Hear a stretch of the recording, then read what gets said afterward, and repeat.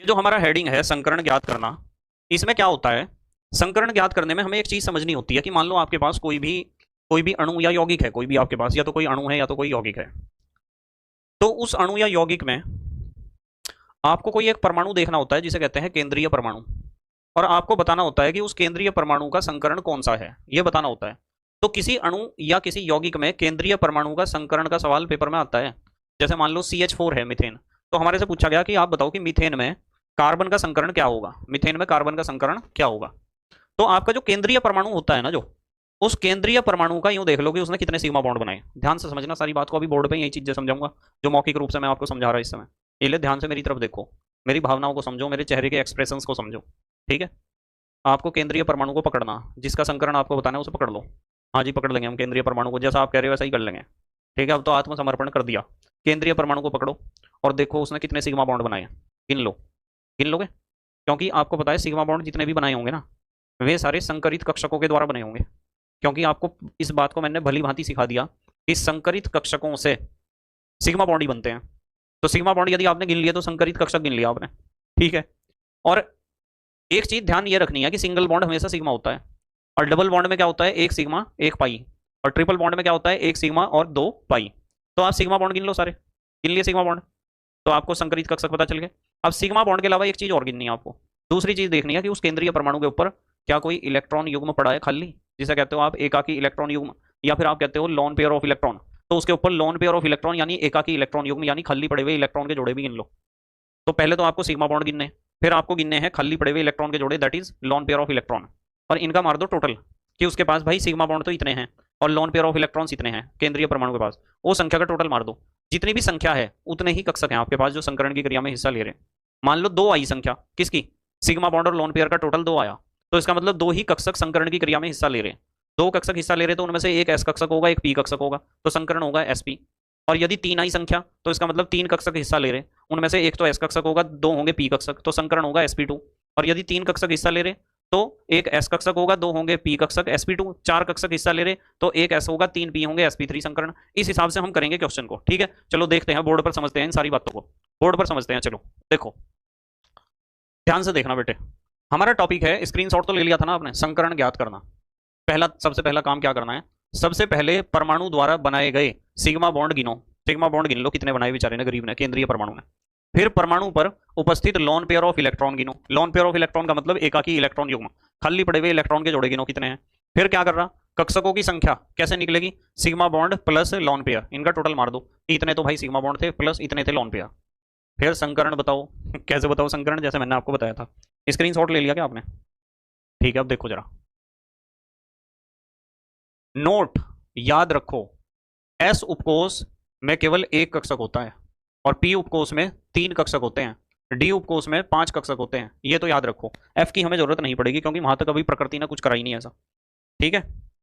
लो screenshot लेना जरा, यहां से लो स्क्रीनशॉट। आओ, लो स्क्रीनशॉट ले लिया। देखो पहला एग्जांपल लगा रहे हैं हम, BeH2 में BE का संकरण बताना है।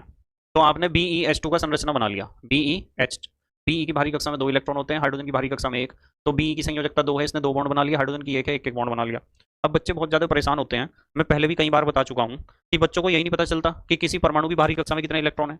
तो किसी परमाणु की भारी कक्षा में कितने इलेक्ट्रॉन है, इसके लिए आवर्त सारणी का थोड़ा सा ज्ञान होना अत्यंत आवश्यक है। ये जो ग्रीन कलर से मैंने लिख रखा है ना बेटे, ये आवर्त सारणी के लिए लिख रखा है।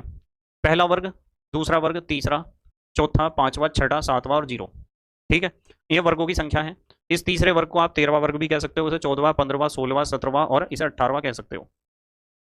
ध्यान ये रखनी है बात की पहले वर्ग में ये तत्व याद होने चाहिए आपको। जितनी आवर्त सारणी मैंने यहाँ बना रखी है उतनी आवर्त सारणी तो बेटे जरूर याद होनी चाहिए, जरूर। बाकी आवर्त सारणी तो बहुत बढ़िया है, सारी को याद करने की जरूरत नहीं है, आपको सिर्फ इतनी आवर्त सारणी जरूर याद होनी चाहिए। पहले वर्ग में HLiNaKRbCs, दूसरे वर्ग में BeMgCaSrBa, तीसरे वर्ग में बोरोन एल्यूमिनियम, चौथे वर्ग में कार्बन सिलिकन, पांचवें वर्ग में नाइट्रोजन फास्फोरस, छठे वर्ग में ऑक्सीजन सल्फर पता होना चाहिए, सातवें वर्ग में फ्लोरीन क्लोरीन ब्रोमीन आयोडीन पता होना चाहिए, शून्य में HE NeArKr XeRn, इनका पता होना चाहिए जरूर। मतलब इससे पता क्या फायदा होता है? इससे फायदा ये होता है कि यदि आपको पता है पहले वर्ग में जितने भी तत्व हैं उन सबकी बाहरी कक्षा में एक एक इलेक्ट्रॉन है। संरचना बनाते समय जब आप बॉन्ड स्ट्रक्चर बनाते हो ना, या लुईस डॉट स्ट्रक्चर बनाते हो, लुईस संरचना सूत्र, तो उसमें आपको इस चीज की जानकारी होना अत्यंत आवश्यक होता है कि किसी भी परमाणु की बाहरी कक्षा में कितने इलेक्ट्रॉन है। इसकी जानकारी होनी तो बहुत जरूरी है। तो इन सब की बाहरी कक्षा में एक एक इलेक्ट्रॉन होगा।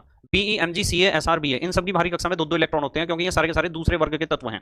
इनकी बाहरी कक्षा में तीन तीन इलेक्ट्रॉन होंगे, इनकी बाहरी कक्षा में चार चार, इनकी बाहरी कक्षा में पांच पांच, इनकी बाहरी कक्षा में छह छह इलेक्ट्रॉन होंगे, इनकी बाहरी कक्षा में सात सात इलेक्ट्रॉन होंगे, इनकी बाहरी कक्षा में आठ आठ इलेक्ट्रॉन होंगे। शून्य वर्ग के जो तत्व हैं जिन्हें आप अक्रिय गैस कहते हो, उनकी बाहरी कक्षा में कितने इलेक्ट्रॉन होते हैं? 8। ठीक है, देखो हम बात कर रहे थे इसकी PeH2 की। ये आवर्त सारणी सबको आनी चाहिए, स्क्रीनशॉट ले लो एक बार इसका जरूर। ले लिया ना? हम बात कर रहे थे BeH2 की, हमें पता चल गया, हमने Be को देखा दूसरे वर्ग का है तो बाहरी कक्षा में 2 इलेक्ट्रॉन है, और हाइड्रोजन पहले वर्ग का है तो बाहरी कक्षा में 1 है, इसलिए हाइड्रोजन को तो एक एक बॉन्ड बनाना, Be को बनाने 2 बॉन्ड। ऐसा स्ट्रक्चर हमने बना लिया। अब हम गिन रहे सिग्मा बॉन्ड। ये केंद्रीय परमाणु है, single bond sigma, single bond sigma. Sigma bond कितने हुए? 2। लोन पेयर, क्या इसके पास लोन पेयर ऑफ इलेक्ट्रॉन है? आप कहोगे जी Be है दूसरे वर्ग का, इसका मतलब इसकी बाहरी कक्षा में 2 इलेक्ट्रॉन है। बाहरी कक्षा में 2 इलेक्ट्रॉन है, दोनों इलेक्ट्रॉन ने बॉन्ड बना लिया अपने। जब बॉन्ड बना लिए दोनों ने, तो कोई भी इलेक्ट्रॉन फालतू नहीं पड़ा हुआ इसके ऊपर, और फालतू इलेक्ट्रॉन नहीं है तो लोन पेयर हम 0 बताएंगे, 0 है। तो इन दोनों का टोटल मार लो यहाँ, 2 + 0 = 2। कुल कक्षक 2 हैं। कौन से कक्षक? जो कक्षक संकरण की क्रिया में हिस्सा लिया है, जिन्होंने संकरित कक्षक 2 हैं। तो 2 कक्षक हैं, तो उनमें एक तो S कक्षक होगा, एक होगा P। तो संकरण क्या हो गया? Sp हो गया। लो निकल गया संकरण। और जब संकरण आपने निकाल दिया Sp, तो आपको पता है सारणी भी पढ़ ली और उससे पहले डिस्क्रिप्शन में भी बहुत ज्यादा आपने पढ़ लिया। आकृति Sp संकरण की रैखिक होती है। बताओ रैखिक नहीं है क्या आकृति? रैखिक नहीं है। एक परमाणु यहाँ है, एक यहाँ है और एक यहाँ है। देखो एंगल 180 का नहीं होगा, बॉन्ड एंगल। तो बॉन्ड एंगल 180 डिग्री होगा। बताओ समझ में आई क्या बात? तो आपको यही तो करना, आप सिग्मा बॉन्ड गिन लो, लॉन पेयर गिन लो, टोटल मार लो, कक्षक निकल जाएंगे, संकरण बता दो, संकरण बता दिया तो आकृति बता दो, आकृति बता दिया तो बॉन्ड एंगल बता दो। ठीक है, ऐसे सवाल आते हैं पेपर में, ध्यान रखना। जैसे मान लो ये है, स्क्रीनशॉट लेना जरा। ये क्वेश्चन है, दूसरा एग्जांपल है, C2H2 में कार्बन का संकरण बताना। तो C2H2 का संरचना बना लिया। ऐसा होता है C2H2 का, कार्बन ट्रिपल बॉन्ड कार्बन, इधर भी एक हाइड्रोजन इधर भी। एक कार्बन को पकड़ लो, या तो इसे पकड़ लो या तो इसे। देखो सिग्मा बॉन्ड कितने बनाए? इसमें एक सिग्मा होगा ना, 2 पाई होंगे। सिंगल बॉन्ड में एक सिग्मा, ट्रिपल बॉन्ड में एक सिग्मा, 2 पाई। तो एक कार्बन ने 2 बनाए sigma bond. Lone pair carbon के पास 0 है, क्योंकि कार्बन की बाहरी कक्षा में 4 इलेक्ट्रॉन होते हैं, 4 ही इसने बॉन्ड बना रखे, 3 इधर एक इधर, तो कोई भी इलेक्ट्रॉन का जोड़ा फालतू नहीं पड़ा हुआ, इसलिए हमने लिखा लोन पेयर 0 है। इसलिए कक्षक कितने हो गए टोटल जो संकरण की क्रिया में हिस्सा ले रहे? 2 + 0, 2 + 0 = 2।